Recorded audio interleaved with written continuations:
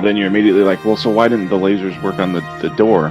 And then the next scene, like, you see that, like, that whole mountaintop is gone. But we're not hooking them up to a machine to... We're not draining their life energy to keep the planet running. Yes. And Kirk's like, hold on a minute. Yes, this is Kirk. I either wait for the Federation or I send out a distress signal, and anybody who comes to this planet, I eat them. I eat them. Riker had to be, like, over the top and cliche in his, like, actions for the casino. Do you see it, Enterprise? Do you see it, Enterprise? Sorrow, cry for the children. First and last.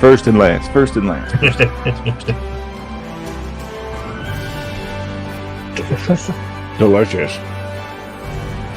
All Sarek does is goes like this. And Yeah, he knocks his hands away. And then the Tellarite's like,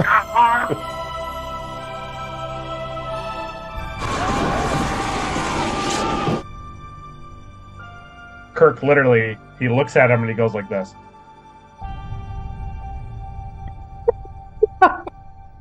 Program complete.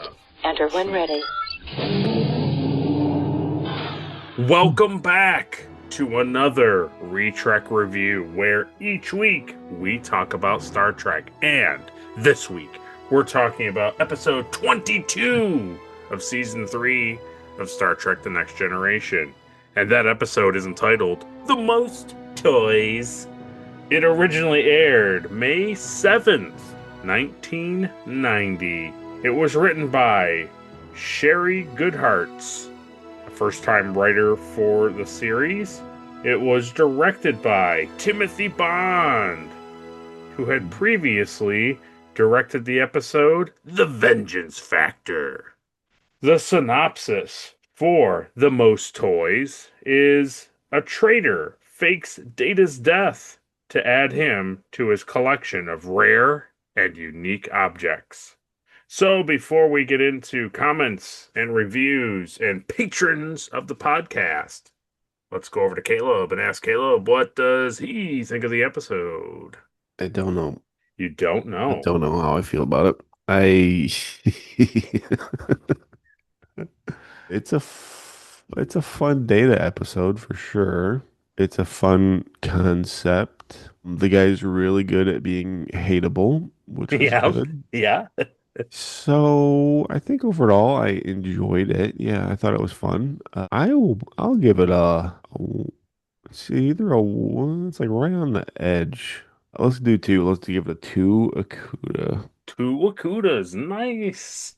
Yes. Because I like his purple uniform. Oh, okay. Yeah. I think you should wear that moving forward. Yeah, interesting. Okay. I am genuinely curious to see where thoughts and ideas intermix. Yeah. Very nice. Me too. Well, we won't keep our viewers in suspense. We'll move right along into patrons of the podcast. So right off the bat, boom. And we thank Ed, Mark Starr, and Captain Elimar for their Patreon support. We appreciate those guys helping us out and keeping us looking good on the YouTubes. We appreciate that. Mm-hmm. Somebody who's viewing are like, what? These guys have a Patreon? With supporters. So, as a benefit of being a patron of the podcast, you get your review read during the podcast. So, we have a comment, a review from Ed Mark Starr on Captain's Holiday. He says, there's an old saying, it's not how you start, it's how you finish. So many television shows want to get fancy with an action-adventure treasure hunt episode. Everyone has an idea they want to throw in the pot, and each new detail sounds like fun. But during actual filming, added plot elements make the ending very messy. Captain's Holiday fumbled the conclusion of the story. It felt forced and contrived, limited by time. Which, yes, it does feel very ham-fisted that the whatever Vorgons or whatever are just like, we talked about it in that episode, where it's just like they time travel, but they know he's going to destroy it. but they watch him take it and then know she already did it and planted it there in the lobby, but didn't do anything about it. It's like, okay, so Yeah. They're gonna go back to their time and then they're gonna come back to the past to do it again. right. And it's gonna all happen again. And then that multiversal It's version of like, Vash and Picard are going to fight again, but we're not going to see it because that's weird. And yeah, it's good. He says, while the ending didn't work for me, the rest of Captain's Holiday was a fun break from the usual TNG story. Even the yeah. TNG cast wants to break away from the typical storyline. Yeah. It was good. As much as like there's a lot of that I roll my eyes at in the episode, it is a fun departure from the norm. Sci-fi TV shows need action adventure along with romance, romantic comedy. It keeps everything lively and dynamic. I was all set to award Captain's Holiday 3 Akutas. Wow, that's high Wow. praise. He says, but the weak conclusion dropped my opinion down to 2 Akutas. Yeah. Surprising. I agree with that. Yeah. Yeah. So he gives us a popcorn award. He says his popcorn Mm. award goes to Jennifer Heatrick of as Vash. Such Yeah. perfect casting. He says Vash is that perfect combination of sex appeal with independence. She seems to be playing with her dialogue in such a natural way that her presence actually put me at ease while watching Vash and Picard hold this episode together. Yeah, very cool. Yeah. I agree. And the fun thing is that Caleb already awarded the popcorn award for that episode. He gave it to Patrick Stewart. Of course he would. That jerk. Well, very good. Yeah, we appreciate that review, Ed. It's cool to hear that you liked it so much, and yeah, it's fun. Well, we have another review, and that review is from Captain Olimar. It is on the episode Tin Man. Oh no. He says Lollipop Man, Gas Cloud Man, Blob Creature Man, Time Warp Man, Crystal Skull Man, Void Man, Space Zombie Man, Energy Dude Man. This guy looks like I'd hate to talk to him. Will. Yeah. He quotes me, which is pretty funny. We're back, baby. This episode is bad. I can only imagine what this episode looked like in the past before the new visuals. Good Ron Yeah. Perlman information this week. I always tune in for updates on this matter. I really liked him in Hellboy. I liked him less in Enemy at the Gates. He does this really weird and bad accent in the movie. Hmm. I have What now about done. aliens? Oh, Alien Resurrection. Let's ask him Is about that. is it resurrection or is it aliens? I can never remember.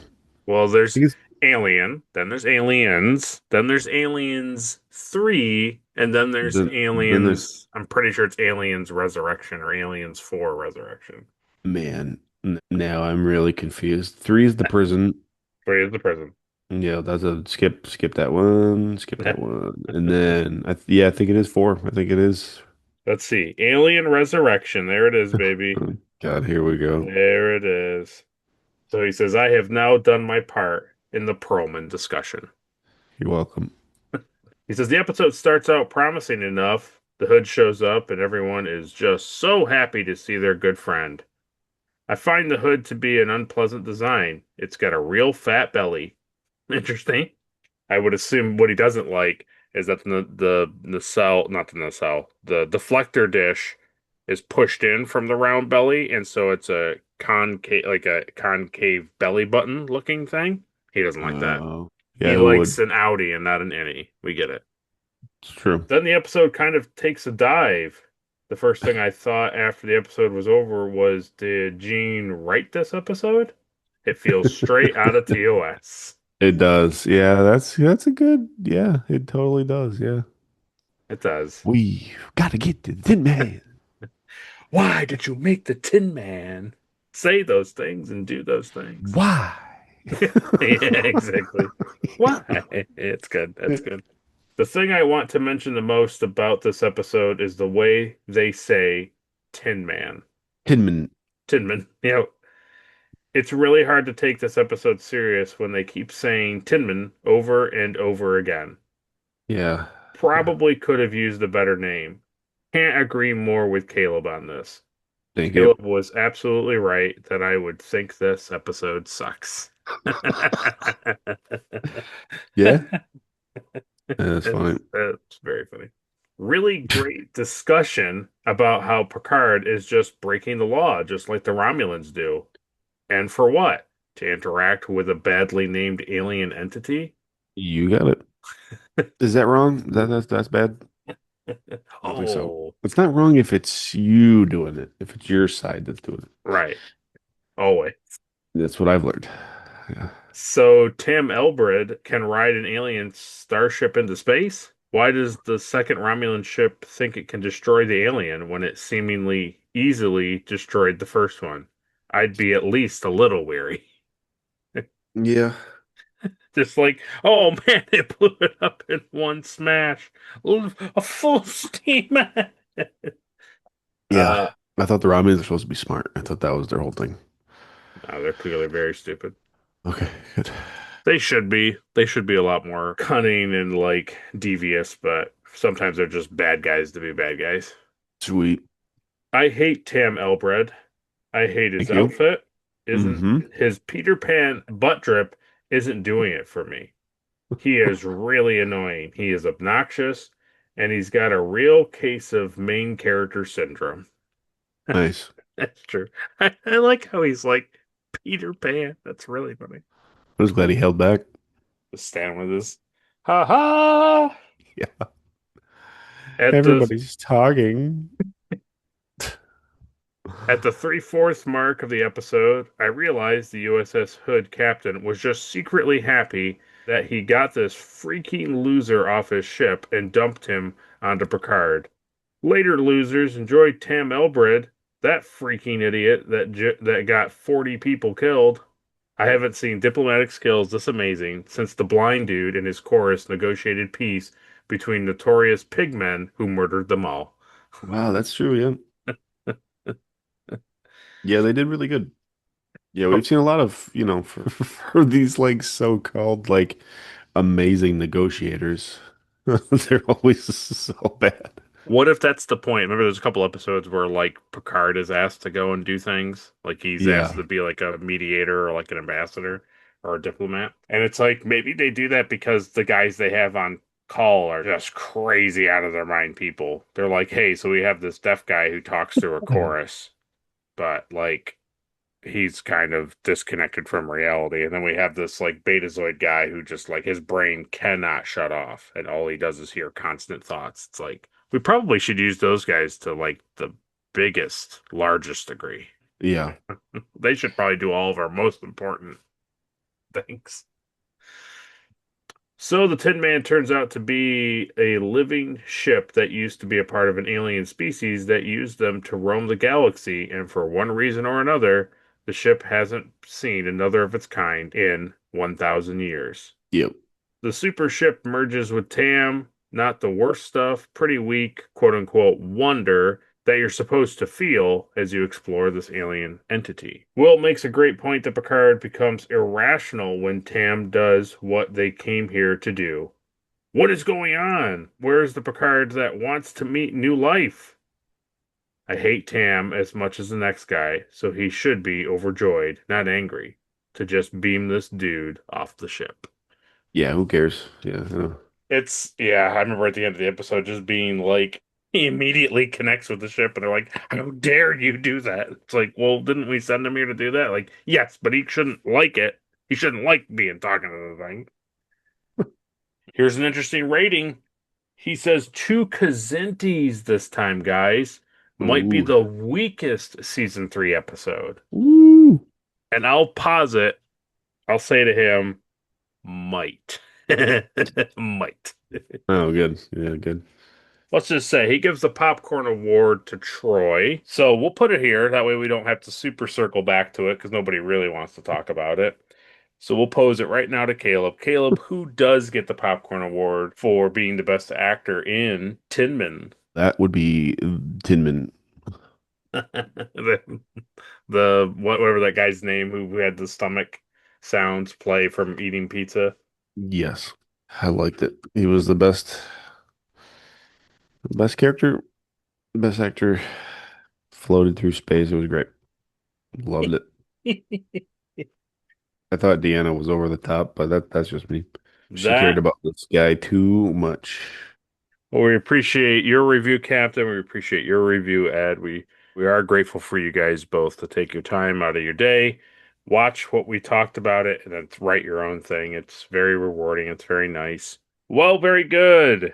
We had no new subscribers to the channel, but that's okay because we thank you Thanks for all anyways subscribing. who are One. subscribers and who are watching our content, sticking around. So we appreciate that. And so, without any further ado, let's get straight into the review.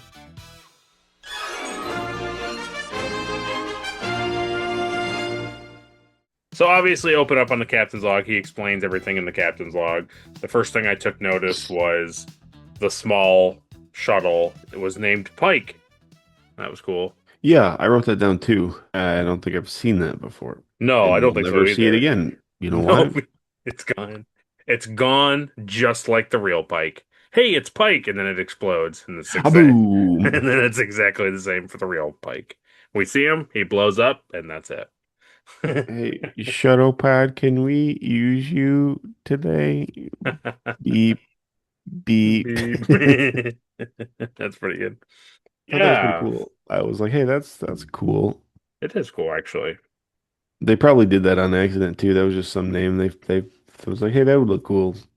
It said in trivia, it said in the material I was going to use for trivia that they did use the name Pike for Captain Christopher Pike, but Well, that's cool. it's hard to know if that's like fans saying that or if it's the actual production staff. But I would assume Yeah. it was the real production staff.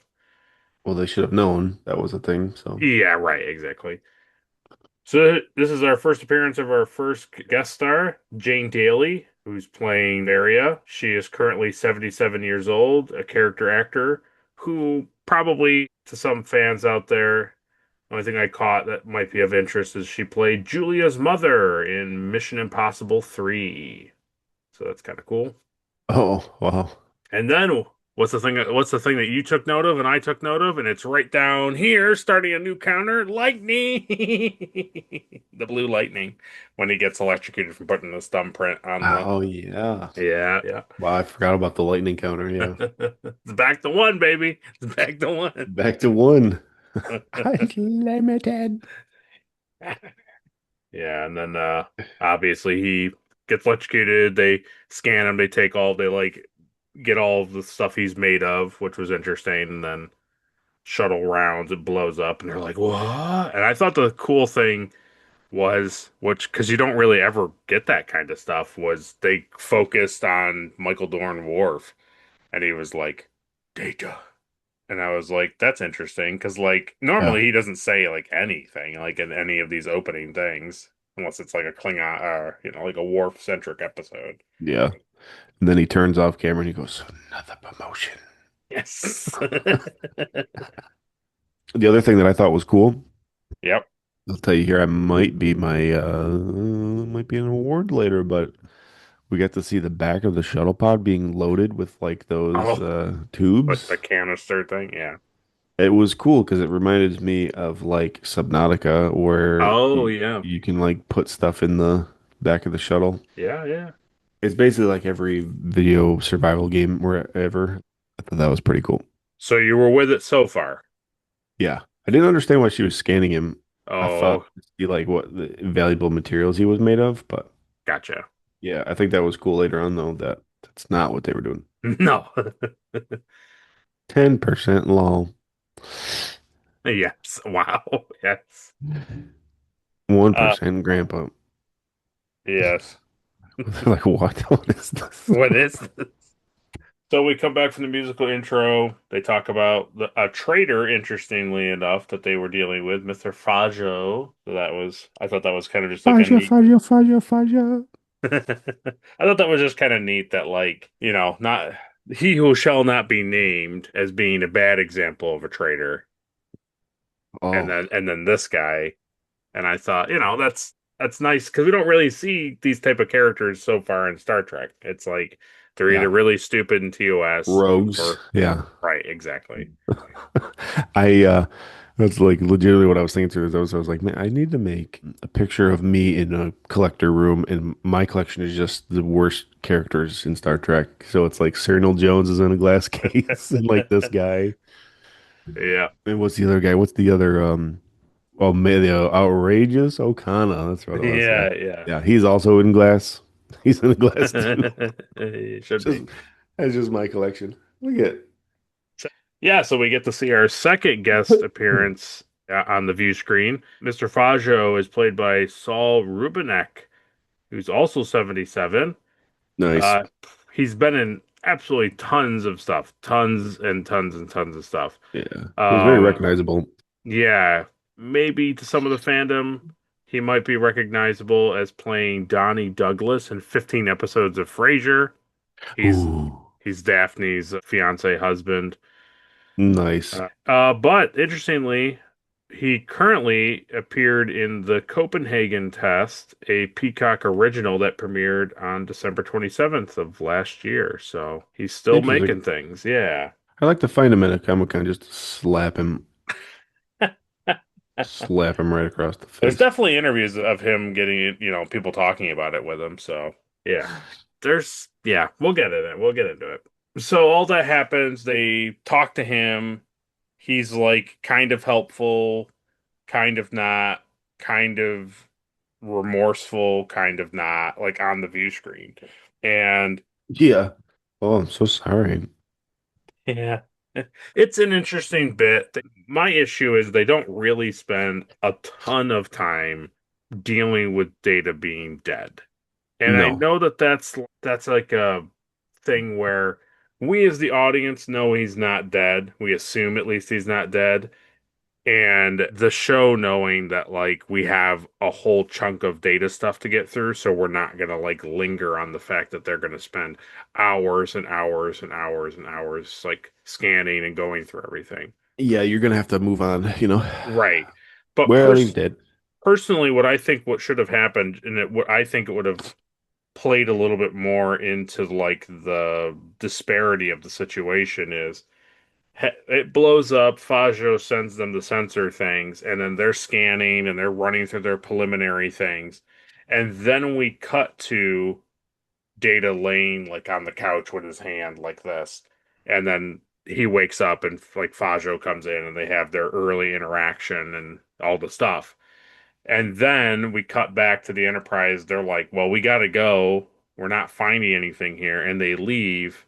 But Data's now awake in that time. And it's more like, oh man, like Hmm. he's awake on the ship. Like you, as the audience, you're like, no, no, no, he's not dead. Like, don't leave him. And then they leave. And then you could just do things that are like, just do time jumps. Like, Fajo comes in the room and he's like, oh, I didn't think 4 days ago you would do blank, but here you are. Like, all you have to do is that kind of stuff and make it Yeah. feel like more time has passed than necessary. Because I don't recall, even though what's her name, Varia like scans him and she's like, he's made of all these things. I don't think that we ever get like a scene or a line on the Enterprise bridge where they scan and then they're like, oh, look, Data's like parts of Data are in the wreckage.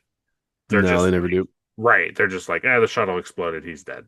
Yeah, and So you don't really even get like his friends kind of like talking and mourning about it. You get like that one scene where, yeah, yeah. Jordy's going like through his desk, and it's like, okay, they don't even It's have like a memorial service for no, him. no. Because like obviously they're not going to because he's not actually He's not actually dead, right? Yeah. So that happens, and then we cut to them in the room, and Fajo comes in with Varia, and like I kind of was super confused by his initial thing, because then after his initial thing happens, he's totally different. Fajo, he comes in and he kind of acts like he thinks Data is like some sort of like low functioning like android. Yeah, he's really dumb Because he by comes the in and whole he's way. like, "Oh wow, look at he can do all these things and blah blah blah." And it's like, how would you know that Data's on the Enterprise and this is what you needed to do to trick the Enterprise and this is what you needed to do to trick him and this is what you need to do to bypass all of their security sensor things.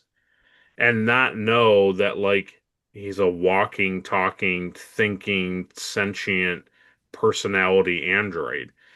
It's like Yeah, it I doesn't. appreciate his acting of him saying like effort, it took great effort, and he's like being very like trying to get this computer to understand him, but at the same time it's like but you're so anal about like all of your collection in the room. It's like so wouldn't you know a great deal of information about data?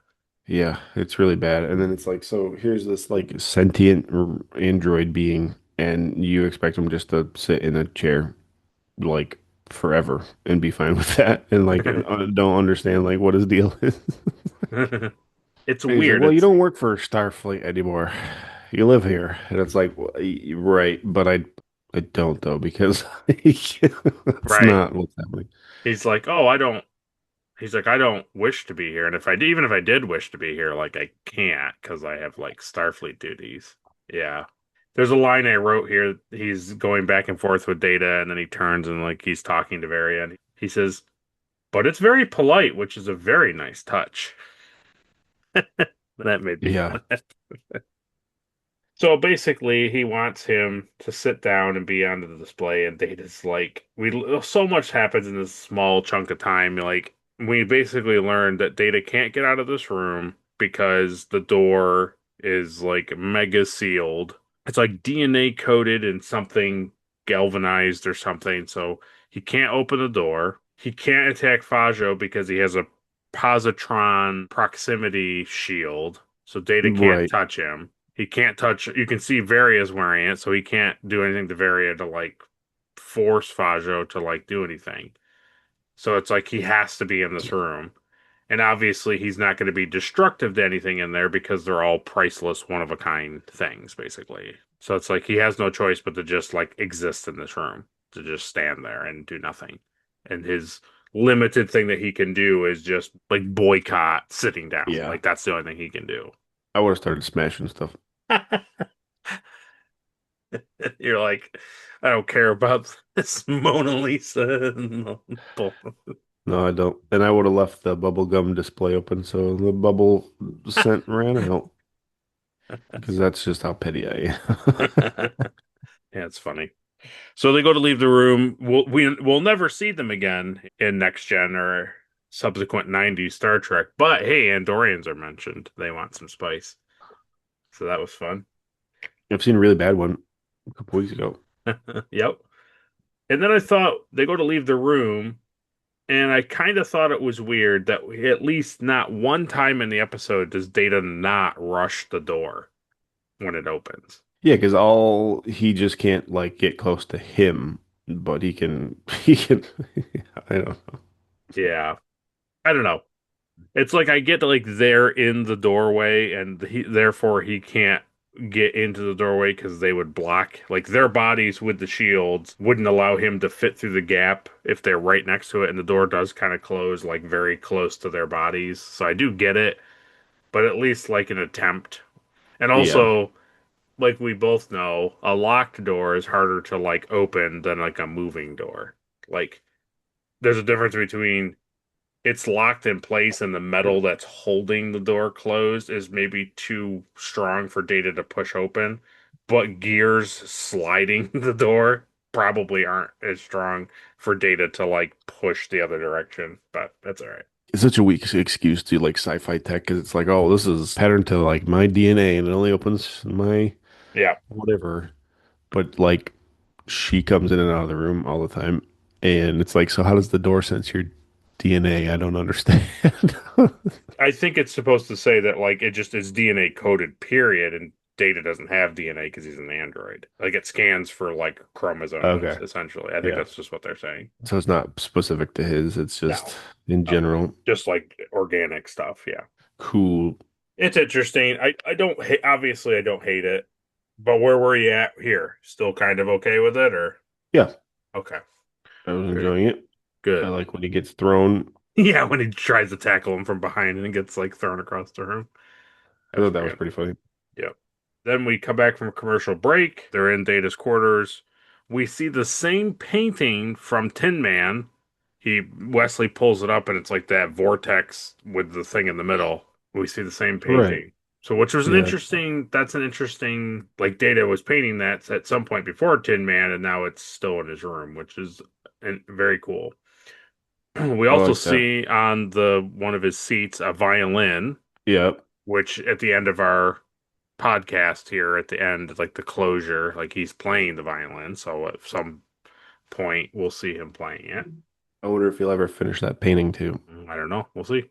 I doubt it. He's gonna Yeah. just it needs something in the middle. He's just gonna paint Tin Man in the middle. So two cool things here. I thought we see his medals that we saw in Measure of a Man, which is a nice Yep. callback.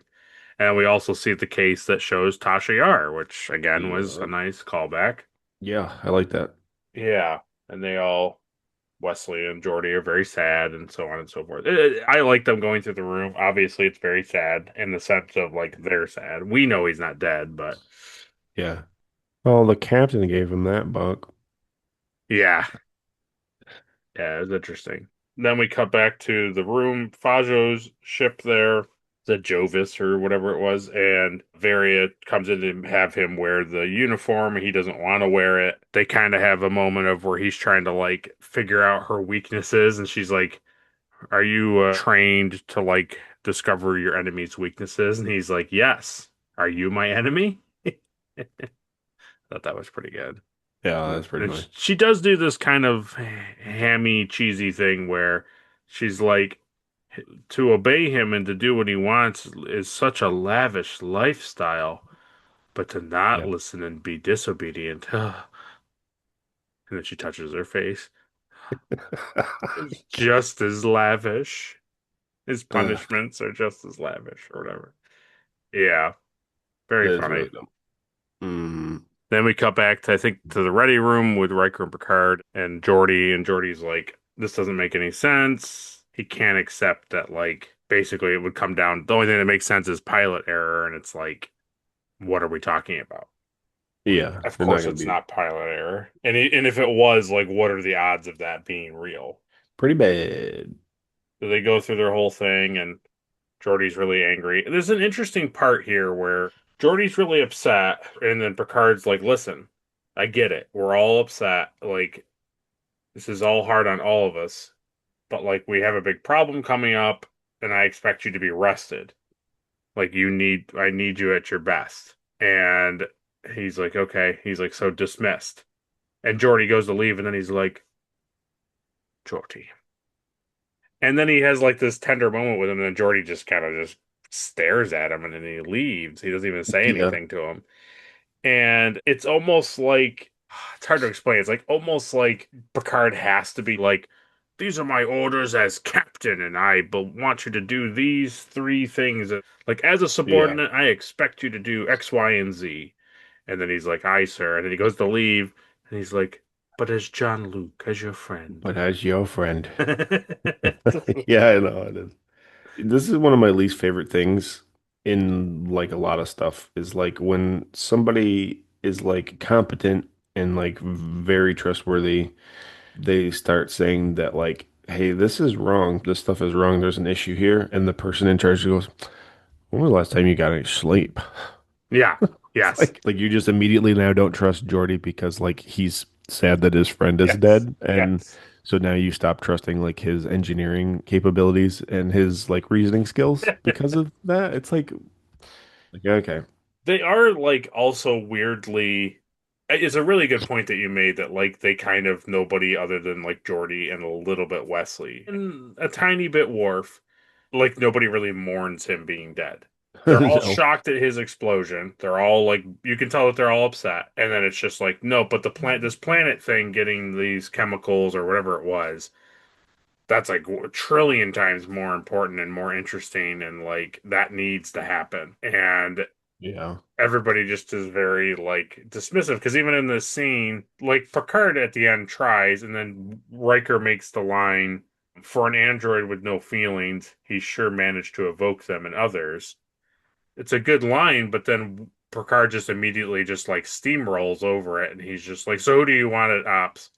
And he's like, "Oh, I would pick Worf." He's like, "Yeah, me too. Get that done. yeah, no, I'm not talking about yeah, this." And then he goes over to the book And he reads out of it and he's like, if he was a man, he would be a great man. And if that man could be a man, he should be a man. And then it's like sad and it goes to commercial break and you're like, okay. Like, sure. Yeah, it's weird. It's weird. It is. And like you said, it's obviously bad because like he's not actually dead, so they're just trying to like quickly show you like what everybody's doing on the ship. It's one of these things that like we want Data to be on Fajo's ship long enough that X, Y, and Z happens. You know, he gives in, other people see him, he's forced to do certain things. But that would mean a lot of time is passing because Data's not just gonna immediately be like, "Oh man, you got me. Jeez, I'll sit down." You know he's gonna resist. That's the logical decision. So in order for his extended capture to be real, you then have to have a lot of time pass on the Enterprise. It's like, well, the Enterprise would legitimately like replace him at ops, and like they would run an investigation. So like, they have to do all of that, but they know that that's like not the interesting part of the episode. It's Yeah. the interesting part of the episode is Fajo and Data, like, and they know that, so they have to like cut corners. So it kind of makes all the like Enterprise stuff kind of weak, unfortunately. I wish we didn't see any of the Enterprise stuff and they just showed up at the end. Yeah, I could see that, It'd be but very boring too. yes, I do admit, and we'll talk about it when we come back from this commercial break. There is one part that I specifically was glad that they had, and I really like it. But yeah, this is the halfway point, so go down to the comment section and tell us what your favorite toy is, or your most favorite collectible. Hmm. Tell us what it is.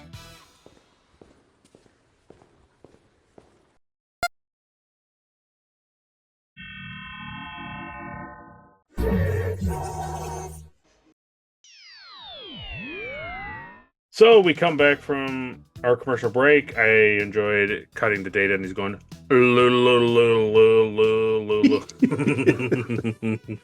That was pretty good.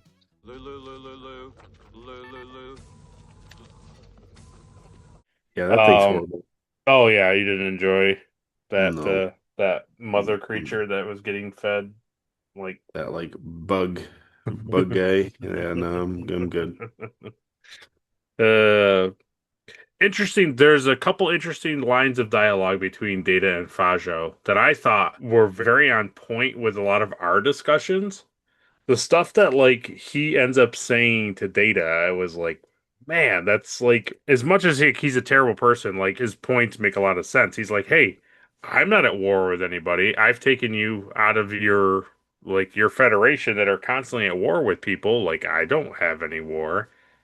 And he's like, oh, well, Data makes his argument, and he literally says, oh, wow, what an interesting thing. You're a military pacifist.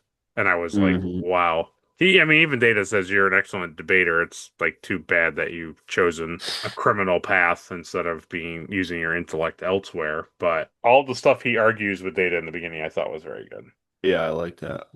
And then, and all the times I've seen the episode, I've never caught Saul Rubinek or Fajo crying. A single tear comes down his cheek when he's talking about his childhood on his planet, like Zambia or Zambian, Oh, whatever. And like a single tear goes down his cheek.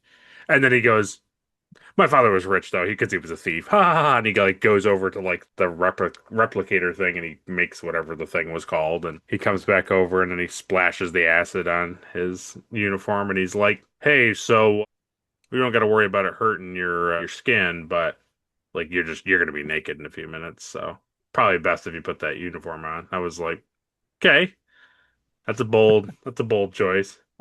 what a weird thing that exists that you could just It's Splash. you can just splash this juice and it just dissolves clothes. That's how you do it all your laundry. You're just like, I'm not washing these this week, and you just pour it all over. Yeah, it's weird, you know? Yeah, well, hey, it's the future. Uh, then I thought we go back to the Enterprise, and Worf is walking through the corridor, and Troy stops him. And yeah, they make another reference to Tasha being dead, where this is the second time Worf has had to replace an officer. I was like, that's very good. Like, It's nice when you refer to other episodes that have happened on Star Trek. But the thing I Yeah. thought was probably the coolest in that scene, besides them referencing Tasha, was him and Troy go into the turbo lift. We see I think we see part of the corridor. The door closes, and then time goes by, and then it opens, and they're up on the bridge, and they're still, it's like there's no cut. And I think we learned in one of our trivia or one of our things, like they just move like panels and walls and stuff to make it look like the turbo lift is going throughout the ship, but it's a pretty fluid shot, which is cool. Hmm.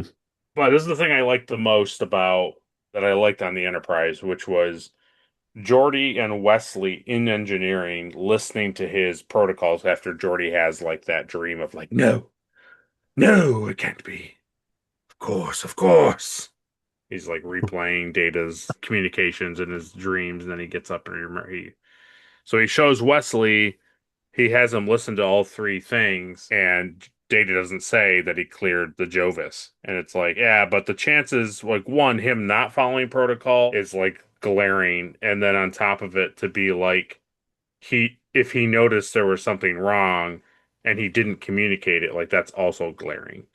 So I enjoyed that was the thing that the writers chose, or Sherry perhaps, if it didn't get rewritten, like if that's what she focused on, it correctly felt too unimportant for somebody who doesn't understand Data and Federation protocol to miss, but also a great thing, a strong character point for Data that if it is missed, like that is suspicious. So I liked that difference, that juxtaposition of like what is happening. Oh yeah, then we come back to Fajo's ship, and he brings in Perlo or Toph or something, and that guy has all those like crater holes on him, and he has the weird metal thing like bending around his head. And I like that he sticks his pinky like into the middle hole, like he's picking his nose. It's pretty funny. Uh, Yeah. but this is our second to last guest appearance for the episode. Toph here is played by Nehemiah Persoff. He died in April 2022 at the age of 102. This guy has been in an absolute ton of things. Like if it was a popular show from like the 60s to like the 70s, 80s, he was in it. He guest starred in some capacity in it. But I thought you would find this funny. Obviously, probably not the most well-known thing, but he played Papa Mouskowitz in all four An American Tail films. So he's Feifel's dad and all of them. Nice. Yeah, pretty good. And so I enjoyed that he comes in and Data just completely locks up and like doesn't even do anything. And he's like, I order you to do, I demand you behave normally and say things to this guy, and he doesn't do anything. And then he smacks him, and he does a really, really great mannequin fall. Like, I know it was a real mannequin, but it was very good. I enjoyed that. Yeah, I liked that scene a lot. I thought that was pretty funny. I just enjoyed like Data being defiant and like just like, hey, I'm not gonna do what you tell me to do. I don't know what you think this is, but this is not how this is going, you know? Totally.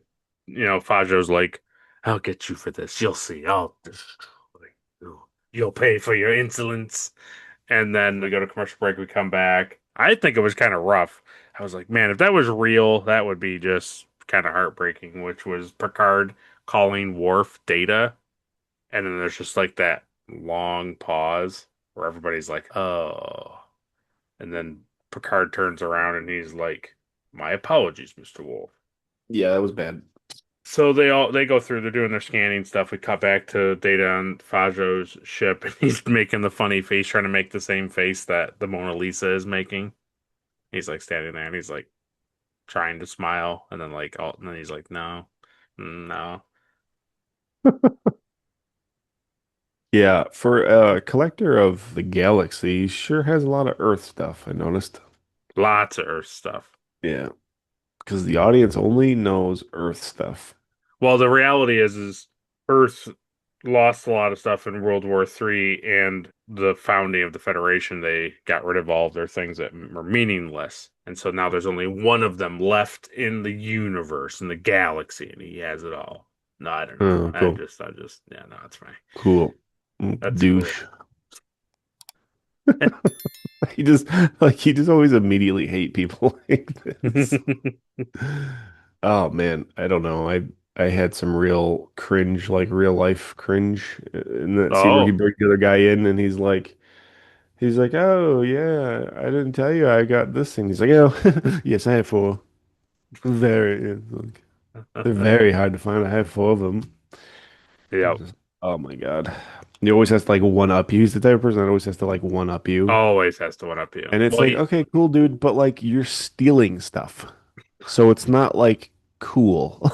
So yep. it's not like a cool story like, oh, I was exploring the ancient, Right, right. architect and I found this rare object. It's like, no, oh, somebody else had it before me and I didn't like that they had it, so I stole it. I stole it from them. And now I have three of them. It's like, oh, okay, cool, dude. Yep. Yep, I don't Go disagree. yourself. Well, yeah, case in point, he comes back, Fajo comes back when Data's looking at the Mona Lisa, and he's like, "Oh, interesting, interesting. You think that that's real funny what you did to me? Like, you think that that's really amusing?" And he goes over to like the necklace safe, and he hides like punching in the thing. Uh, The only caveat I thought the writers or production staff didn't think about is he punches it in. Data knows what the sound of it sounds like. Like he understands, even if not looking at it, because there's people in the real world back in the day that like they could tell when you pressed in the numbers on the telephone. They could tell you what number is what because they had different tones. yeah. And it's like I couldn't do it, but there's people out there that could. So he's a walking computer. So if it goes like bleep blorp blorp, right? It's like all he has to do is just go over to the panel and press each of them and then just be like, okay, this is like the musical sequence for that, and then Yeah. open the safe. It's not anyways. Well, I also like he's I a walking computer. He could have literally just put in every single combination just go like and yeah. yeah. Maybe it took him a long time to get it open, maybe that's what and he was just figuring it out as she walked in. But anyways, to your point, before that happens, he pulls out the Veron T disruptor. Yeah. And he says to him, he's like, "Well, they only made five, and I have four of them, and I keep one under my pillow at night." Yeah. Cool. And I was like, "Yeah, of course you do." Super cool. Then he Who has the goes, other one though? That's the mm-hmm. Hmm. Me. I Yeah. do like how it played out with Fajo and Varia and Data. I liked all that stuff with him putting the disruptor to her, Hmm. and then Data's like, "Hey, I'm sitting down. Like, don't kill her." It's a classic bad guy maneuver. I can't hurt you, so I'll hurt some other person that you don't know. Yeah, He's like, oh no. but he can't. You know, he can't. I can just Yeah. see you, Caleb, just being like, I don't care. Yeah. What do I hear? She was mean to me too. I don't give a crap. So he Just kind can't. He can't do it. And he can't murder. But maybe. maybe. Maybe. Yeah. But I think his overall plan was kind of decent. It's not bad. It's like he planted all of the whatever stuff on the planet so that it would cause this like eco problem that required this chemical high tryptolium zimium. It required that to fix it. So he collected all of it, but knew how much he had to give to them so that they could fix it, but also know enough how much would blow, like, kill Data, quote unquote, and make them Yeah. like, it was like, it's not a terrible for plans and bad guys' ideas. It wasn't that bad. And I really like the scene where they are back up on the bridge and they're going through space and they're looking at the system. Like Wesley's says he has a maximum of warp 3 and he has like a warp 3 engine. These are the systems he could meet. And Picard's like, well, he wouldn't go to these systems. He's a traitor. He wants to be visible. He doesn't want to be in like unknown places. And then Riker's like, he also wouldn't tax his engines because he doesn't know we're looking for him. I enjoyed all that bet. That was good. Yeah, and then Varia comes in to rescue Data, and she knows it. She knows the numerical code, and they go off to escape. Which, of course, so did you see? Did you see that happening? Like her coming back and for like After he threatened her, yeah, okay. I figured that was what was happening. Yeah. So up until this point, before we move ahead, were you still at 2 Akutas or higher, or were you starting to dip into 1 Akuta? I don't know. I don't really view it that way. Oh, okay, okay. So it's just like okay. So there wasn't necessarily something that happened in it that made you like No, teeter between the two. Gotcha. Okay. no, I don't like go into it as a three and then drop. No, no, I You didn't think know, so either. No, no, no, I agree. No. it's just an overall feeling I get after I conclude an episode. That's Okay. how I do it. So like, yeah, I was enjoying it.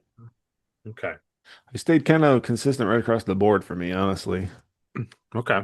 Fair Like enough. there was no part that I was like, oh, I really don't like this. It was just kind of like steady right until the right until the The bitter end. Yeah. ending. Okay. Yeah. Well, very good. Well, before we get into our ending, let's get into some trivia. Oh, not again.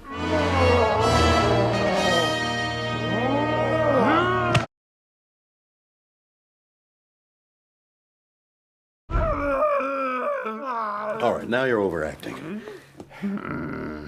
People who know this episode and all that probably are not surprised by the things that I'm going to tell you, but British actor David Rappaport, who probably famously played in the movie Time Bandits, and he also had a reoccurring role on LA Law, was the first actor chosen for the role of Kivas Fajo. Hmm. But he attempted suicide over the weekend after a few days of filming were completed. Wow, that's fun. So the director, Timothy Bond, states there was a story going around that they had found him in his car with a tube running from the exhaust. Jeez. Obviously, I had to replace him. A new actor was cast, and all the scenes that featured Rappaport were refilmed. By this time, however, promotional photographs of Rappaport as Fajo had already been sent out. So there's his character. Wow, Yep. that's different. So, I mean, case in point, David Rappaport is a little person, and they went through, and there you can find it online. I think they attached it to one of the DVD extras.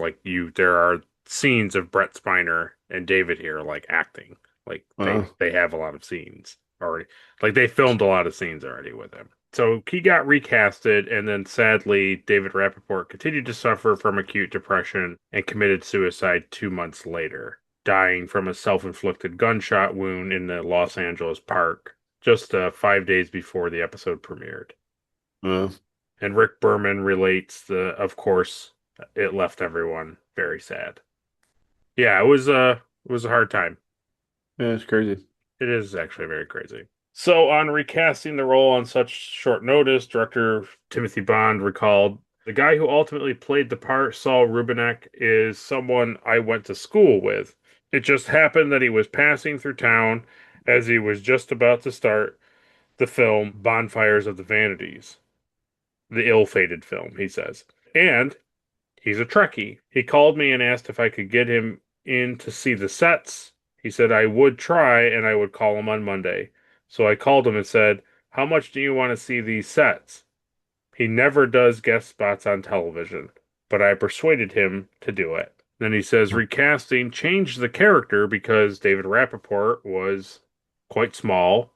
So the requirement dramatically is that people had to be afraid of him, that was very tricky for someone of David's size to pull off, and we had to do it through a different approach in the photography and the sense that he could always get a weapon and blow people away. David underplayed it, but I always had guys in the background who were pretty beefy. As a matter of fact, when I first started working on the episode, I had this idea, which I still think is brilliant, but they wouldn't let me do it.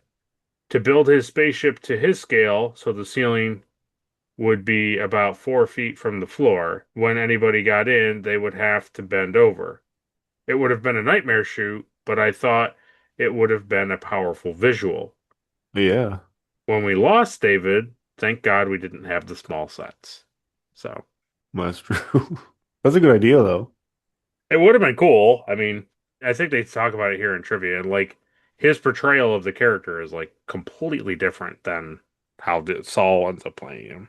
Yeah, I bet. Yeah, so that's very crazy. It's a big thing in Star Trek. Everybody generally had to deal with that. Yeah, it's too bad too because like David had obviously a lot of mental health problems and was dealing with a lot of things, but it's sad to think that, and maybe it wouldn't have fixed any of his issues, but you just think that like maybe him getting on a fun Star Trek episode like maybe would have helped him feel better about himself.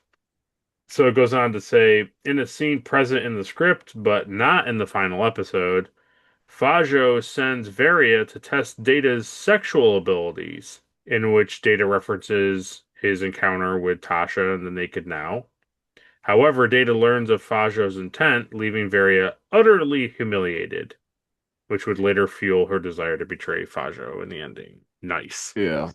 Sweet. We haven't gotten there in the review, but here's what writer Sherry Goodhart's relates. She said, I asked Brett Spiner whether he thought Data purposefully pulled the trigger or not, and he was adamant that Data did fire the weapon, Yeah. which was my intent as well. But the powers that be wanted that kept ambiguous, so it was. If I had a chance to do it over, with all the experience I have behind me now, I would argue passionately for Data's actions and their consequences to have been clearer and hopefully more provocative. I think we'll leave that open-ended for it now. We'll talk about it when we get back to the review. On the floor of the cargo bay room on board the Jovis, there is a repeating pattern of what appears to be the Zabalnian language writing, which is what Fajo is. However, on closer inspection, two of the sets of characters are the Japanese words Ki and Yuri, who are the two protagonists of the anime The Dirty Pair, which is like a space adventure kind of manga. This is one of many references to this anime, of which the writers and staff of the show were huge fans of. Thought you would like that. Wasn't sure if you knew The Dirty Pair, but I've heard of it. Yeah, I never watched it. okay. Fajo's Lapling was a hand puppet. Did you know that? Yeah, yeah. Created by Michael Westmore. Yeah. Hey, how does that Jim Henson fella do it? Lil, lil, Lulu. How stupid. Pro- So stupid. Producer David Livingston recalled it was this little creature that Saul Rubinek went up to and said, beady, beady, beady, beady. That was his call to the creature, and that became a running gag. People on the set still say, beady, beady, beady. Yeah. How could you not? You have to be some kind of fool.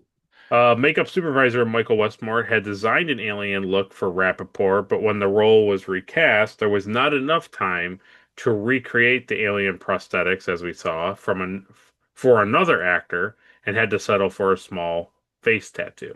Yeah, just put some crap on his chin and Yeah, tattoo on his face and a little bit under his nose. yeah.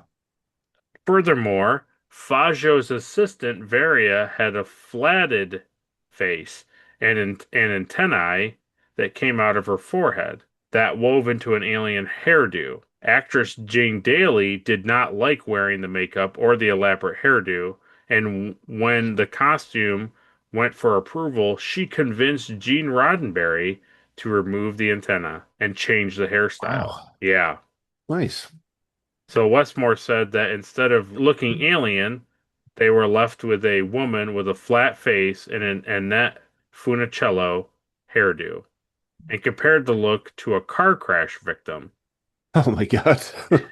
and noted that they inserted a line into the script to cover how terrible she looked.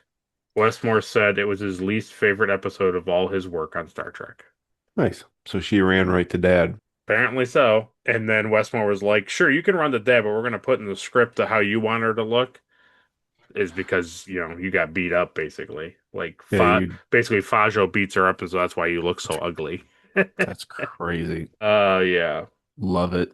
So now we look at his room. Among the artifacts in his collection, we see the communication device that Sarjenka used in Pen Pals, which is funny. Yeah. See, I like that stuff for like fan reasons. Yeah, you don't want to see them just repeat it because they have it somewhere. But it's like, okay, so now I have to do the work to say like, well, how did he get it? You're right. And that's stupid. It is. The 1962 Roger Maris baseball card was used was the first in the top series of 598 cards that year on account of Maris having bested Babe Ruth's single season home run record by one the previous year with 61 homers. So the card was actually kind of special. It wasn't just like a random card. Yeah, I figured it was somebody on staff had it or something. Yep. Also in the background, we see a copy of Salvador Dali's The Persistence of Memory, but it is just a copy. It was created by artist Elaine Sokoloff. Picard reads a phrase from Hamlet, Act 1, Scene 2. Uh-huh. And then we have remarks on what Michael Pillar and Timothy Bond said about the episode overall. Michael Pillar remarks, "We had to recast and reshoot, and we're lucky to get a good actor. I'm pleased with the way the script came out. It was a rather sick character he's playing, but fascinating." It And was sick. they talked about in trivia in the book that basically Michael Pillar was a big baseball fan, and like they were wrapping it up and he said to one of the writers like, "Hey, do you think I could keep that baseball card?" And the guy was like, "You're the executive producer, like you can keep whatever you want to keep." And Yeah, they said that like from that point forward he became like a really avid baseball card collector. So, it's cool. yeah. Wonder where they got it then for production. I assume they just probably just went to some like trading store back then, like card store, and just bought it. I would assume It's so funny that they would have bought like something like that, like valuable. it could be like you said, somebody on the production staff could have had it, but yeah, I don't know. And then lastly, Timothy Bond, the director, goes on to say, "What I loved about the show was the hung jury at the end. Would Data have killed him? Did Data try to kill him?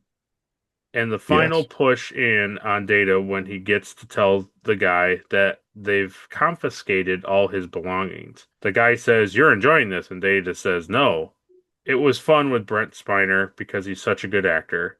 He knows to show just enough for the audience to ask, 'Is he enjoying this?' It was fun to get that sort of feeling. Yeah, he was, and he did. No questions asked. This is what it is, right?" He definitely was going to murder him. So,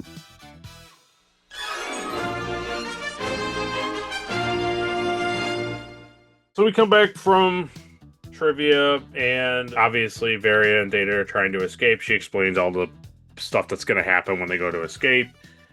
And right as she presses the alarm, the other guy comes running in. Of course, he does immediately. He was like, yeah, he was just walking down the hallway, and then the alarms went off. And he was like, "Oh my!" And then ran into the and Data deals with those guys pretty nicely. I always like anything like even movies or TV shows where they sell somebody's like superhuman strength by just doing like little movements. Like, yeah. ah, they get thrown across the room. You just have the guy jump off screen. Right, right. Exactly. And then Fajo comes in with his disruptor from his pillow. And what does Varia do? Oh, I don't know. Probably the worst dive for a weapon I've ever seen. Like, you know where it is. And she's like, oh, I couldn't get it. I'm sorry. Yeah. And Data's still in there like, It's man, this shuttle is a just, beep, boop, beep, boop, beep, boop. yeah, like, what are you doing? I get that, like, they don't make a lot of noise out there. They don't talk to each other. So, like, Data technically doesn't know that Fajo's out there with a gun. I get it. But, like, also, what are you doing in the shuttle? Yeah, it's fun. It's a bad scene. She explains like, "Hey, as soon as I initiate launch for the shuttle, like the alarms are going to go off and people are going to be here immediately." They're like, "Okay," and then they do it, and they're like, "Oh no, people showed up immediately." What am I supposed to do? We didn't talk about this part. And then basically we learn why Timothy Bond is involved with this episode because just like whatever her name was, Utah, I think, Varia gets vaporized. but it's Yep. horrific. It's pretty good. I thought we were gonna get the chorus guys animation again for the skeleton show, like they get defleshed. Oh, That's what I thought was gonna happen, it's my favorite. but never. It never is. It's just she just screams a lot and then just disappears. But Yeah. it should have totally been like ah. Yeah, so Data comes out and they have an interesting standoff with each other. You can't let it happen, blah blah blah. You'll never do it. You're not a murderer. You You have must stand trial. right. You have a moral compass. It's never gonna happen. And, Yeah, and the Data's like, I cannot permit this. I enjoy scenes like this because it's like you have the bad guy and he's so cocky and like used to talking and being smart and talking his way out of stuff. But the more he talks, It's like all he does is he's just proving that he cannot like continue to go on the way he is. Like all yeah, he 'cause- really is doing is he's telling Data, like, you better just kill me. right, because he's like, yeah, and he's like, and you're not gonna kill me, and you're gonna stay here, and if you try this again, I'll kill that guy. I don't care. And Data's like, well, this can't be, this can't happen.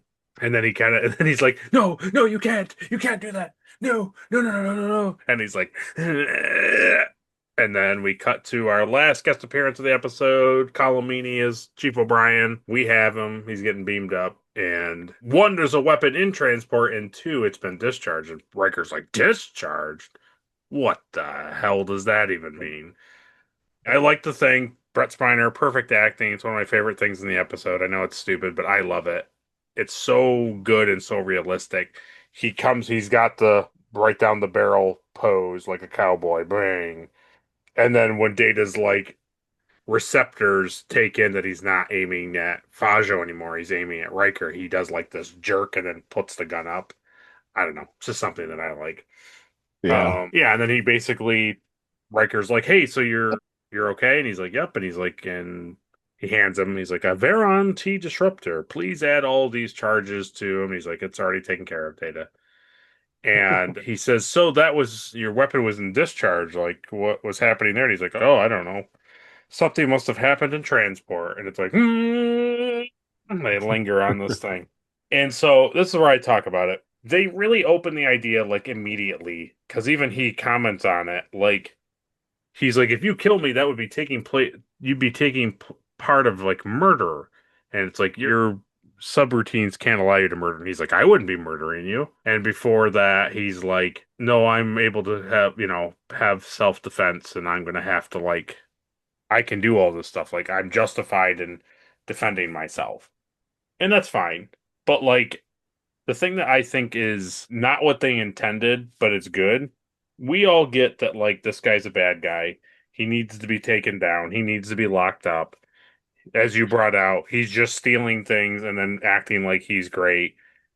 Who knows? Yeah. Like, he's clearly taking people and abducting them and making them do things that they don't want to do, but they have no choice. And he's a bad dude. We all get that. And Data deciding that, like, perhaps this guy shouldn't continue to exist is like, perhaps that's a noble thought. Perhaps. But the thing is, I don't think that how they wanted it to play out played out the way that it did. At the end of the day, Fajo is standing there unarmed. Yeah. Data doesn't have to kill him. He's not going to kill Data. I know he doesn't know that the Enterprise is about to get him. But it's a thing where it's like he's literally straight up just murdering him because he's basically shooting an unarmed man. And Yeah.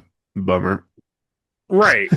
No, and I don't disagree that the guy is a bad guy. It's just like in legal precedents, like if they were to bring him before, it's like, yeah, but did you try to do something else? So I think what would have been better is if like he had grabbed the guy on the floor and was like, drop the gun or I'll kill this guy too. Drop it. And Data's like, I can't let this be. Yeah. Like, you need to let go of him. And then they beam him away and he shoots. Does he shoot? Does he not shoot? Like that's a better question than just like, no, you're a bad guy and I'm just gonna blow you out of the water and then be like, well, I don't know why that went off in the transporter. Like, okay. Well, it's like the Riker thing, Oh yeah. but legitimately, this was a thing that he was gonna do. Right. Yeah. It's one of those things, I think, is because like you said, he had no idea to know that the Enterprise was there. And it's like he rationalized it in a way where like this is legitimately the only way he's going to be able to escape prison Right. Oh is to get yeah. rid of this Yeah. guy. And also he's a bad guy and he just murdered somebody in cold blood. Right. So like that's I'm justified in Right. saving myself by doing this and getting Right. rid of this guy. But when he beams on board and he Right. says, "Oh, I don't know. Transporter must have malfunctioned or something." That's interesting to me because that's him like acknowledging that like, yeah, I almost did something really bad.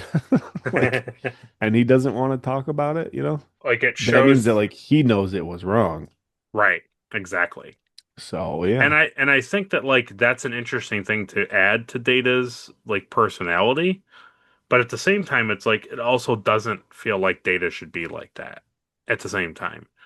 I know that they're trying to show that he has like emotions and there's like more to his character than just he's a robot. I get that like that's the point of the ending of the episode. Like he's kind of more human than we think, but at the same Yeah. time it's like also you watch throughout the entire episode of how robotic he is. Like stuff happens to him and he's just like he's very polite. He's very like cordial to him. He's like, "Well, if you're not going to let me go, then that means that I'm going to have to escalate things and try to force an escape." And he's like, "Well, I don't want you to do that." And he's like, he says to him, "I decline for that to happen." He's like, "Well, that's not a nice thing to do." He's a human, a normal person would be screaming and punching, and they would not conversate with the man like he does. So I don't know. Yeah.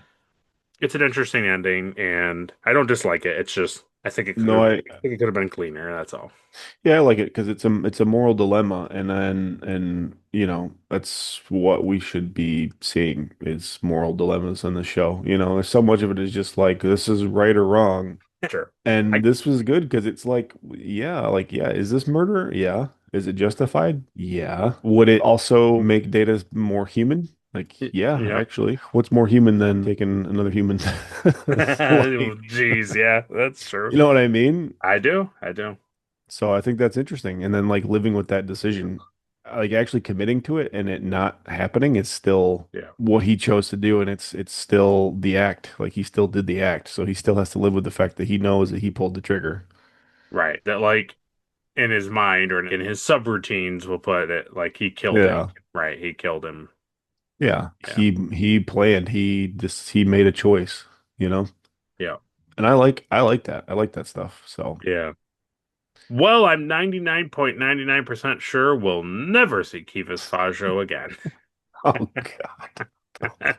So, He's going in my collection. Kivas Fajo. Yep. A Yeah. collection of most hated Star Trek characters. But good hated Star Trek characters or bad hated Star Trek characters? Bad. Okay. So far, it's him, Okana, and Cyrano. They're all behind glass. You didn't really like Tam Elbrun too much the other episode. But he's supposed to be bad. Q's not in it. Laxwana Troy's not in it. There's a lot of characters in there. I don't think you've I've come around on Q. okay. I let him out. I let him if I let him free, you may leave. You Luxana is bad, but she's supposed to be bad. She's supposed to be an annoying mother-in-law, you know? sure. So, anyways, the episode doesn't actually end, which is funny. We cut to Fajo in the brig. He goes up, they talk back and forth, and then honestly, probably outside of the bit with the disruptor, which man, you think about it too, he's shooting that disruptor at him, which so it's going to be like Oh, horrible, permanent death, yeah. like horrible permanent death. Permadeath. But, right. But he also the satisfaction of telling him that like all of his stuff is confiscated and like you don't have anything anymore and that's gone. Yeah, I like that a That's lot, that was actually. very good. Yep, exactly. And then he's like, "Well, that must make you really happy, or you must find immense pleasure in that." And Data says that, which he has said in the break before, and I can't remember who it is. I know he says it to the guy, the hunted guy there, Roga Danar. He says it to him, and he says it to somebody Uh, else, where he says, "No, sir, I do not feel pleasure. I am only an android." So yeah, it's an interesting thing. I've always been on the like edge as we watch every episode. Even when my previous memory, I'm like, this is going to be a fun one to watch, and then we watch it, and I'm like, this is trash. Or vice versa. I'm like, this is a garbage episode, and I watch it. I'm like, this is actually pretty decent. It's not bad. And going into it, this is one of my favorite Data episodes, if not one of my more favorite just general Star Trek episodes, simply because it's a break from the norm and the stuff with Data is like very, very good. And I still felt that way, which was really nice. At the end of the episode, I felt good about it. So, Well, that's good. I remember you said you were genuinely interested to see my thoughts. yeah, because like just because I like it or just because it's like an interesting story doesn't mean you'll be like, this is amazing. You could, like you were, you could have been like, I liked a lot of it, but there was a lot of it I didn't like. So, No, it's a good date episode.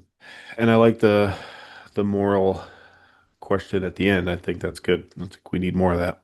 absolutely, I I agree. think that's what TNG really misses out on a lot of the time, honestly. Oh, tremendously. It's interesting, and we're nearing the end of season 3, so it weirdly only, from my recollection, really only gets better from here, like as we get into the next seasons. So, I would certainly hope. well, let's not end it here. Let's do the thing that everyone's been waiting for. Caleb? Caleb, Caleb, Caleb. So, Caleb, who gets the Erica Ortegas Award for being the most unlikable character of the episode? I'm actually gonna say it's Riker. Wow, okay. Yeah, because Riker's the one that immediately assumes that Geordi needs to go to bed because he's talking crazy stuff. Wow. And I didn't like that. I really don't like that. Like as a, commander of a first in charge of a ship and he knows the crew and he trusts the crew to immediately assume that, oh, he's Yeah, just insane. He's just talking crazy. Not a fan. yeah, fair And the enough. other guy's supposed to be a jerk face loser, so, whatever. He's supposed to be Nice. one dimensional, Yeah, true. but Riker's supposed to be somebody you can trust. Yeah. Who I are you? can't trust him anymore. Well, next is the Elizabeth Cutler Award for being the most forgettable character of the episode. Wesley, it's pretty bad. He serves like that one scene to be like, "Hey, that's the book that the captain gave him." You're like, yeah, good job, Wesley. Why do I feel so bad? Yeah, And that was it. And then, that yeah. was it. So, yeah, Wesley for sure. Yeah, okay. Very good. Well, next is the Mugatu Award for the best alien of the episode. You can give it to that stupid fly moth bug guy. I don't. Is it a pity award? Yeah, well, it's just the only alien award, so. Well, you had Fajo, you had No, Varia, God, no. No, no, no, no, God, no. and you had the man who had the like Rubik's Cube pieces glued to his head. Yeah, that's all right. I can give it to the actual bug Okay. alien creature. We That'd be will fine. we will as the fandom take note here that you did award it to the weird grubby hand puppet over Worf. We will take note. I have to. I have to this week. Yeah. Very good. Well, next is the Trip Tucker Award for being the MVP of the episode. Data. Or is it O'Brien for making Data not commit murder? Just murder Riker when he comes off. Yeah. Oh, didn't catch that. Sorry about that, Oh, Commander. I didn't see the disruptor beam. No, but I like the concept that he's like, oh, Data, he shot a phaser probably to save his own life. Anyway, we'll just go back through and delete that from happening and bring him on board. It's such a funny thing too. I didn't touch on it. Was like, okay, he's been abducted and like it's pretty bad. Like the guy has heavily tricked the entire Enterprise crew into Yeah. believing that like Data is dead and that this mission that they had to go do, which they tricked Starfleet into telling the Enterprise to go do, like he's that bad of a character, and so Data's getting beamed up, and oh man, he has a weapon in transport. Like, oh, okay. So They're like, clearly he was like trying to defend himself and like get out of the situation. Like, man, I guess we got him at the right time. And then it's like, well, the weapon's in the state of discharge. It's like, what? What are you saying to me? So you're not upset at the guy he's pointing the weapon at. You're upset that Data was firing the weapon. How? it's so dumb. dare It's so dumb. And then when Data gets on board, he's like, Data, are you like okay? Are you like malfunctioning? Are you like you? Right. a murder machine now or what? And it's like, give me a break, dude. So again, I Yeah. doubled down. Yeah, Riker is the worst character this week. Interesting. Yeah, right. I don't feel bad saying it. I don't know. You have a strong argument. I don't disagree. I think Next. he needs to go to sleep. I think that's what. Well, next is the Spock Award for the best line of the episode. I like Data's line at the end where he says that he doesn't have emotions. No, not me. I'm a robot. Yeah, I like that scene a lot too. It's Well, that's the thing, Captain. The whole time, I never cared about anything. Yeah. And that's what makes throwing you in prison and stealing all of your stolen objects so good. Yep. He says, "That's my secret, Fajo. I'm always emotionless."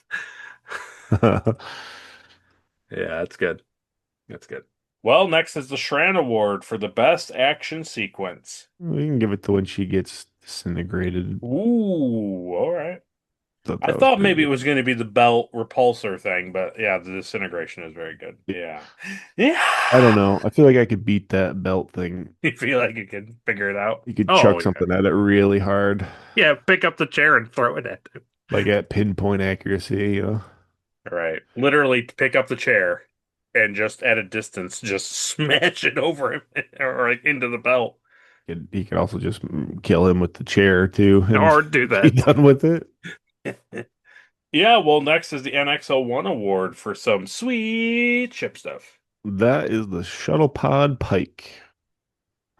Oh, the Pike itself and not the... I thought it was going to be the thing in the back. Okay. I like the thing in the back, but I like seeing Pike on there. Yeah, it was nice. But It now... reminded me of how good things used to be with Pike.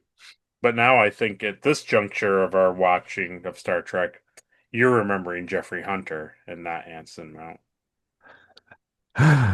Yeah. Next is the Porthos Award for the cheesiest thing of the episode. I kind of think it's Jordy having the nightmare. Okay. It was a pretty cheesy Yeah. part. In uniform, laying in bed, not Yeah, underneath a in blanket. uniform is rough, yeah. Not under a blanket, just laying there. And then he's like, and then they're playing the audio, and No. he's like, no. No. I will agree. I will agree with it. Yeah. No. Yeah. Well, he never said he left the shuttle pod. No, I missed something. I missed something. Oh, God. Yeah. Like, just make him sitting at his table, like drinking a beverage, like tea or coffee. No. He's got to get rest. Commander Riker, ordered him to get rest. Resting is also sitting, but that's okay. And how could you not get rest on that comfortable, square, long pillow and that hard back headrest on the bed? How could you not? A 2-inch high mattress? That would be Ugh, a dream. those beds look so bad to me. Yeah, because they're just made to be things in a room and not an actual bed to lay on. Yeah. So, yeah. Yeah, but the design of it makes me feel like Starfleet doesn't expect any of their officers to actually like sleep. No. It's designed to be like, oh no, you have a room, totally. But we'd prefer you to be at your station. No. You don't have a toilet or a comfortable bed, so we'll You tell might you as well what. you might as well just work. I don't know. I don't know what to tell you. Might as well just not go to your quarters. Yeah, if I were you, I'd just stay at your station. Well, lastly and finally is the Star Trek Enterprise Award for the best scene of the episode. I like when Data pretends to be a statue. Oh, he's not work well. It's okay. He's a nice mannequin. He is not a mannequin. He's a beautiful mannequin. Oh, you Yeah. got yourself a new mannequin. Very cool. Yeah. Now this is Data. Now. That says formerly Lieutenant Commander Data of the Starfleet Federation. Yeah. You'll very never have one like this. He'll never have like this. I didn't do my research to do that lore's out there, but it's okay. Well, very good. Yeah, we'll take it. Yeah, we appreciate Caleb doing that fun awarding ceremony. We know he loves it so much. He takes extra care to make sure it's good, and we appreciate it. Yeah. And so now it's your turn to go down to the comment section and let us know what you thought of the episode. Did you like it? Did you love it? Did you want more of it? Or did you find that he who has the most toys doesn't win? Let us know down below. Next time on Star Trek The Next Generation. Next week's episode is episode 23 of season 3 of Star Trek The Next Generation. And that episode is entitled Sarek. Yeah. I saw from the picture of next week's episode, there's some weird alien creature with pointy ears. I've never seen him before. Never seen him before at all. Who is that? We'll never know. I don't even know. I don't even recognize that species. So perhaps Caleb will get a taste, just a taste, a little wisps of some TOS next week. We'll see. I hope you would. Yeah, I hope that'll be fun to talk about. Hopefully it'll be good for Caleb. But we appreciate you guys sticking it through with us, watching us talk about all these things. But now, please, if you enjoyed our review of this episode, please like the video. If you disliked our review of this episode, dislike the video. Share it with all your friends and family and Trek enthusiasts. Subscribe so you don't miss a review. And ring that bell so you can watch a review as soon as it hits the channel. And then, when this review is over and you don't feel like watching any more of our reviews, you can always go over to Caleb's channel. Caleb has a fun prop tutorial channel where he makes very cool things from pop culture, from helmets, to intercoms, to 3D printed Pokemon. Whatever you might like, he has it probably over there. He has a pretty broad variety of things. And every single month on the 19th, we talk about Dragon Ball Z. We do a watch just like this, where we talk about multiple episodes every month. And we're currently knee-deep in the Cell games. Yeah. What does that mean? Definitely. Our thoughts are likely either soon to be on his channel or have already been on the channel. So make sure you go over there and check it out. Could be a double Thursday. Never know. Caleb might have released 2 videos just a couple days ago or in just a couple of days coming up because I don't remember what date this is going out.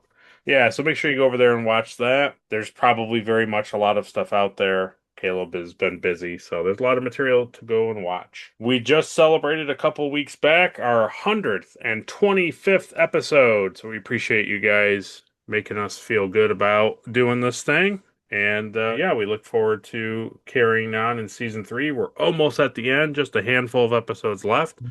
We'll soon get into season 4. And the cool thing for everybody watching, we are going to do a live review, a live stream review of the season 3 finale. So that'll be fun. You guys can join us as we talk about it and be over in the chat giving us all your pointers and opinions as we talk about it. So that'll be fun. Yeah. We thank Ed Markstar and Captain Alimar once again for their Patreon support. Do all the fun, excellent things down below when you're over on Caleb's channel. Make sure to find a video, like it, comment on it, leave a suggestion of something for him to make or for him and I to watch and talk about. Share it with people that you think might benefit from it. We're getting close to convention season, so maybe you want to make something yourself or send it to somebody who's looking to be that thing at the con. But ultimately, on whatever you decide while watching the video, at least please subscribe. Until next week when we're watching Sarek, whoever that is, Caleb, send us out. A computer run hologram project for Caleb's collection of Star Trek losers. See you guys!